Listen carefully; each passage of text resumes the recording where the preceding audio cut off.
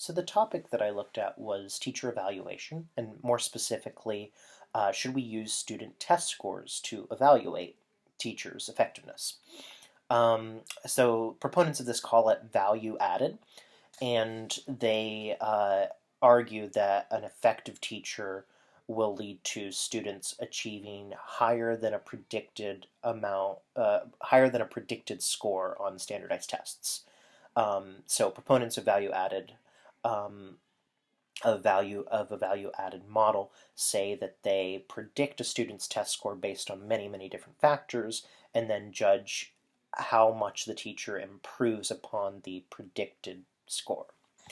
Um, so for this, I found two articles, one of which said we should consider, you know, student test scores as one among other measures of teacher effectiveness, but that when you combine, multiple measures, you get a more reliable and accurate picture.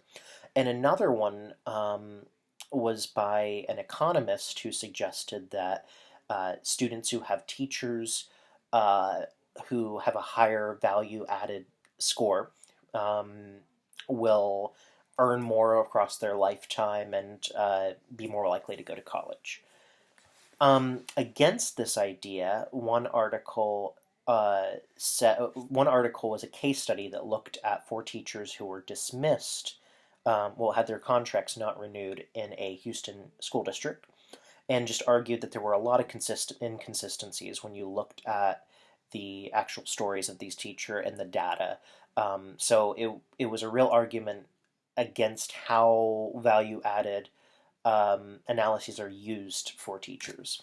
And then the other article that I looked at was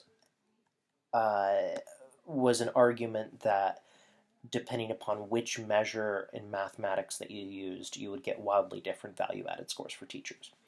Now, in the media, Bill Gates argued that students are measured all the time, so we should also give teachers feedback through test scores as one among other measures.